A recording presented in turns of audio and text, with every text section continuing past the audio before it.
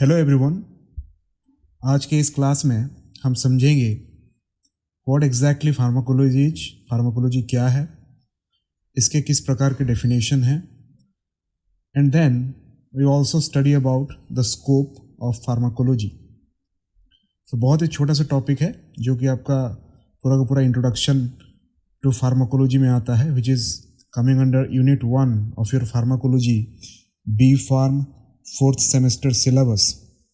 तो आइए देखते हैं what exactly is pharmacology. So as you can see the term particularly pharmacology was first originated from the two Greek words, and those are pharmakon and logos. Now pharmakon, which means drug, as you can see over here, सबसे पहले ये जो pharmacology है ये originally develop हुआ है दो Greek word से। पहला है फार्माकॉन और इसका मतलब है drug, and then logos which means to study. तो अगर आप इस दोनों वर्ड को लिंक करेंगे और साथ में समझेंगे तो आपको समझ में आएगा that pharmacology is nothing but it is a branch of science. सबसे पहले तो आपको ये समझना पड़ेगा it is a branch of science which deals with, जो डील करता है किसके साथ, to study of action of drugs, to study of action of drugs in the living body. So एक लिविंग बॉडी में कोई भी दवाई किस तरह का एक्शन कर रहा है, किस तरह का इफेक्ट डाल रहा है, किस तरह का काम कर रहा है, उसी को अगर हम समझेंगे, उसी को अगर हम स्टडी करेंगे तो क्यूमुलेटिवली माना जाता है pharmacology. So this is the basic and most fundamental definition of pharmacology. Now moving on, branches of pharmacology. As you can see, before entering into the branches let me tell you something. कोई भी अगर बड़ा सा topic है, कोई भी अगर बड़ा सा काम है, कोई भी अगर बड़ा सा ऐसा मुद्दा है जिसको आप सॉल्व करना चाहते हो, जिसको आप स्टडी करना चाहते हो, जिसको आप कंप्लीट करना चाहते हो, अचीव करना चाहते हो, तो उस बड़े से टॉपिक को या फिर बड़े से बड़े काम को आपको हमेशा अलग अलग छोटे छोटे कैटेगरी में, ब्रांचेस में उसको डिवाइड करना पड़ता है, करना चाहिए। क्यों? क्योंकि अगर आप उसको छोटे छोटे ब्रांचेस में डिवाइड कर लोगे, छोटे छोटे टुकड़ों में डिवाइड कर लोगे, तो उससे फ़ायदा क्या है? बेसिकली बहुत ही बड़ा काम है, उसको छोटे छोटे टुकड़ों में डिवाइड कर लोगे तो अल्टीमेटली वो छोटे छोटे जो टुकड़े हैं वो धीरे धीरे करके आपको आसानी से समझ में भी आएगा और आप उसको अच्छे से कंप्लीट कर पाओगे, उसको अच्छे से स्टडी कर पाओगे। तो इसी कॉन्सेप्ट के आधार पे फार्माकोलॉजी को बेसिकली दो ब्रांचेस में डिवाइड कर दिया गया, और आप यहाँ पे देख सकते हो that it is divided into two main branches. Number 1 is pharmacokinetic and number 2 is pharmacodynamic.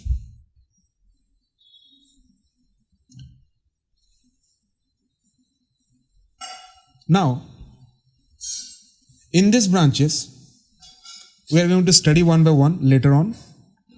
But then, in these branches, we need to understand what exactly is the pharmacokinetics and what is pharmacodynamics. So, as you can see, the whole branch of pharmacology is classified into number 1, pharmacokinetic, and number 2, pharmacodynamic. So, आगे बढ़ेंगे और समझेंगे exactly what exactly is pharmacokinetic and again what is pharmacodynamic.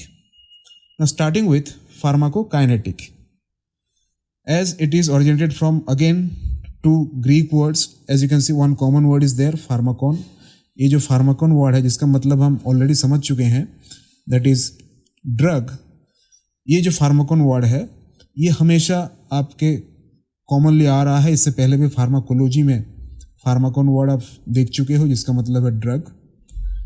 Again here another word is pharmacokinetic, basically kinetic. Now which means, this term kinetic means movement or motion. So here this basic introduction or the origin of the pharmacokinetic has been done from two Greek words, that is pharmakon जिसका मतलब है drug and kinetic which means movement or motion. तो इससे हमको ये understanding मिल रहा है, ये समझ में आ रहा है that pharmacokinetic is nothing but the branch of pharmacology. पहले ही आपको क्लियर हो जाना चाहिए, it is a branch of pharmacology which deals with study of movement of drug in the living body.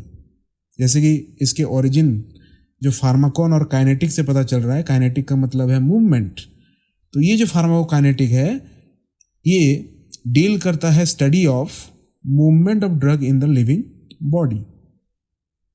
Example देके समझते हैं. मान लीजिए there is a diabetic patient who is totally dependent on insulin. जो diabetic patient है उनको insulin के ऊपर निर्भर रहना पड़ रहा है और उनको रेगुलर बेसिस पे इंसुलिन लेना पड़ता है. अब जो इंसुलिन लेंगे वो पर्टिकुलरली सबक्यूटेनियस रूट से बॉडी में एंटर करेंगे. Subcutaneous route, you know, routes of drug administration, अलग अलग प्रकार के रूट्स होते हैं जिसके माध्यम से जो दवाई है, जो ड्रग है, उस शरीर के अंदर पहुंचाया जाता है. सो उनमें से एक रूट है दैट इज सबक्यूटेनियस, इसको हम शॉर्ट फॉर्म में एससी भी कह सकते हैं. तो इंसुलिन जो है, एक डायबिटिक पेशेंट में इंसुलिन जो है उसके शरीर में सबक्यूटेनियस रूट से एंटर कराया जाता है और वहां पे एंटर करने के बाद उस शरीर के अंदर ब्लड सर्कुलेशन यानी कि सिस्टमिक सर्कुलेशन में पहुंच जाता है. और जब सिस्टमिक सर्कुलेशन में पहुंच जाता है तो वहां से वो पर्टिकुलरली जो एलिवेटेड ग्लूकोज लेवल है, जो glucose level, sugar level blood में बढ़ा हुआ है, उसको उसके ऊपर काम करके उसको नॉर्मल लेवल तक ले आता है. सो this is the primary function of insulin, जो कि हम एक दवाई की तरह, ट्रीटमेंट की तरह इस्तेमाल करते हैं डायबिटिक पेशेंट में. तो आप यहाँ पे समझ सकते हैं, जो इंसुलिन जिसका एडमिनिस्ट्रेशन शुरू हुआ था सबक्यूटेनियस रूट से, उसके बाद वो मसल में गया, फिर वो धीरे धीरे ब्लड सर्कुलेशन में पहुंच गया और ब्लड सर्कुलेशन में पहुंचते ही शरीर के अलग अलग हिस्सों में ब्लड में पहुंच गया. इसी मूवमेंट ऑफ द ड्रग, इसी मोशन ऑफ द ड्रग को हम बोलते हैं फार्माकोकाइनेटिक्स.